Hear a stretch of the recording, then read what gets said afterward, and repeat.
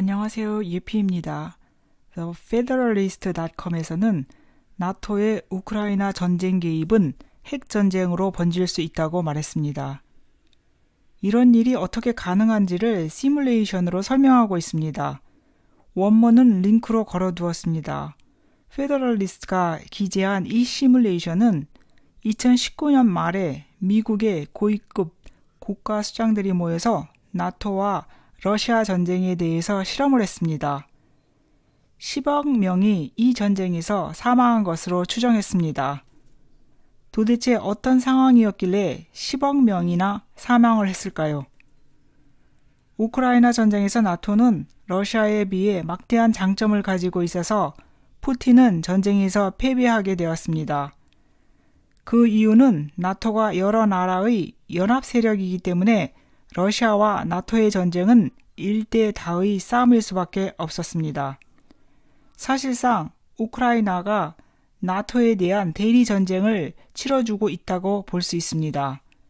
시뮬레이션에서 러시아는 현재 진행 중인 전쟁 상황보다 훨씬 더 강력한 침공을 강행했습니다. 크림반도의 효과적 통제하에 있는 동부 우크라이나를 연결하고 약 4일 만에 대부분의 군사적 목표를 달성한 것으로 추정했습니다.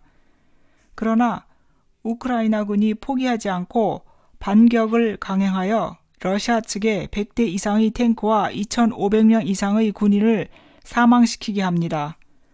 푸틴이 간과한 것은 키이브가 수십 년 동안 미국과 나토로부터 훈련을 받았고 군사력 증강도 강화했다는 사실입니다. 러시아는 우크라이나 비무장화를 위해 대규모 탄도 및 순항 미사일로 우크라이나 지휘 통제소 및 공군, 방공, 기갑 부대를 파괴시킵니다. 동시에 우크라이나 국경으로 군대를 파병해 진격을 시도합니다. 여기서 상황은 최악으로 변화합니다. 그것은 러시아 탄도미사일의 유도 시스템에 오류가 발생하여 나토 회원국인 우크라이나와 폴란드의 국경지대의 한 지점에 착륙하면서 폴란드 민간인 34명이 사망을 하게 됩니다. 미사일이 의도적으로 폴란드를 겨냥한 것은 아니지만 결과적으로 사고로 인해 인명피해가 발생하자 폴란드는 러시아에게 외교적, 경제적 보이콧을 대응하면서 스위프트 금융 결제 시스템에서 러시아를 추방해버립니다. 이에 맞서서 러시아는 폴란드에 대한 반격을 대규모 사이버 공격으로 대응하기로 결정합니다. 사이버 전사를 나토 전 영역에 배치하고 출처를 숨기기 위해 지리적 및 프락시 서버를 사용하여 폴란드 전체의 전력망, 은행, 에너지 플랜트를 다운시켜버립니다. 프락시 서버란 클라이언트가 자신을 통해서 다른 네트워크 서비스에 간접적으로 접촉할 수 있게 해주는 컴퓨터 시스템이나 응용 프로그램을 말합니다. 이러한 상황에서 폴란드는 나토의 도움을 요청하고 나토는 북대서양 조약 5조를 이행하기로 결정합니다. 북대서양 조약기구 조약 5조는 나토의 회원국이 무장 공격을 당한 회원국에 대해 어떤 지원도 할 수 있다고 되어 있습니다. 즉 나토는 회원국이 어떤 비가입국의 공격에 대응하여 상호 방어하는 것을 인정했기 때문에 집단 군사 동맹 체계로 운영이 되고 있습니다. 나토는 우크라이나에서 리비우시 주변에 제한된 비행 금지 구역을 설정하기로 결정합니다. 푸틴은 미국과 나토의 경제적 제재로 러시아의 경제가 마비된 상황에서 나토가 전기한 무기로 이 전쟁에 개입하는 것이 확실시되고 있으며 이것으로 최악의 상황이 오고 있다고 판단합니다. 푸틴은 또 나토가 러시아 침공을 위해 발트의 연안국인 에스토니아, 라트비아 그리고 리투아니아를 이용할 것이라고 보았습니다. 그래서 연안국들의 군사 기반 시설에 대규모 사이버 공격을 명령합니다.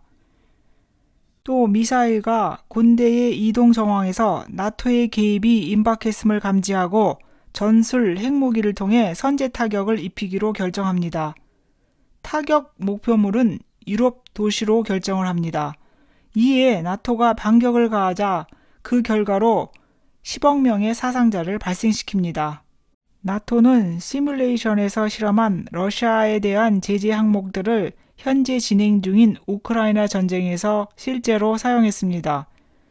그 항목들은 간접적 군비 및 무기 지원, 비행 금지 구역을 설정한 것과 러시아의 경제 제재, 스위프트 금융 시스템에서 러시아를 추방시키는 것 등이며 현재 거론되고 있는 상황은 사이버 공격과 핵무기 사용에 대한 위협입니다.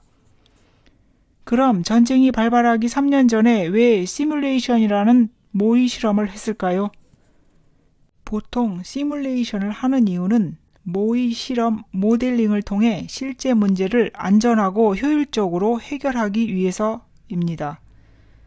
모의 실험을 통해 중요한 부분과 복잡한 부분에 대한 명확한 통찰력을 제공함으로써 해결책을 도출해내기 위함입니다. 이 모의 실험은 컴퓨터 프로그램에서 실제 환경과 거의 같은 상황을 연출하는 자료들을 입력하고 실행시켜서 실제 실험과 같은 결과를 도출해내는 것을 말합니다. 그렇다면 시뮬레이션의 결과 10억 명의 인구를 살상하는 것을 목표로 하고 있는지도 모릅니다. 인구 감축의 어젠다는 짐승 정부의 목표 중 하나에 해당하고 또 러시아를 약화시켜 짐승 정부로 편입하려는 계획도 있습니다. 성경 요한계시록 6장 7절에서 8절을 보면 그 어린 양이 넷째 봉인을 뗄 때에 나는 이 넷째 생물이 오너라 하고 말하는 것을 들었습니다. 그리고 내가 보니 청황색 말 한 마리가 있는데 그 위에 탄 사람은 사망이고 지옥이 그를 따르고 있었습니다. 그들은 칼과 기근과 죽음과 들짐승으로서 4분의 1에 이르는 땅의 주민들을 멸하는 권세를 받아서 가지고 있었습니다. 전쟁과 기근, 죽음과 들짐승으로 인해 세계 인구의 4분의 1이 죽게 되는 일이 발생한다고 말합니다. 세계 인구의 4분의 1은 20억 명에 해당하는 숫자로 그중 전쟁이 포함되어 있습니다. 성경은 우크라이나와 러시아 전쟁뿐만이 아니라 앞으로 민족이 민족을 거슬러 일어나고 나라가 나라를 거슬러 일어나 지구 여러 곳에서 전쟁이 있을 것임을 말하고 있습니다. 우크라이나 전쟁은 시뮬레이션의 모의 실험대로 최악의 방향으로 갈 수 있습니다. 지금까지 나토는 우크라이나 전쟁에 개입하는 일은 없을 것으로 장담하고 있지만 본의 아니게 미국과 나토가 어쩔 수 없이 개입하게 되는 상황으로 전쟁이 확대가 된다면 러시아가 핵무기를 방사하는 지경까지 이를 수 있습니다. 그것은 러시아에 대한 제재가 치명적인 위협으로 발전하게 되어 미국 및 나토와 직접적인 충돌이 불가피할 경우 이를 방어하기 위해 러시아는 핵무기 사용도 불사하게 됩니다. 러시아는 이미 미국을 포함 서방 세력에 대항해 전면전 시나리오도 가지고 있습니다. 또한 핵무기, 핵잠수함, 극초음속 미사일을 히로시마보다 수천 배 더 큰 200메가톤에 달하는 핵 탑재량을 보유하고 있습니다.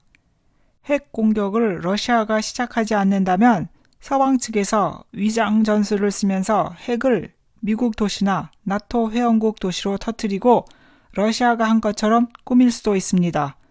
이렇게 되면 10억의 사상자를 내는 시뮬레이션과 크게 다르지 않게 전개될 것입니다. 시청해 주셔서 감사합니다.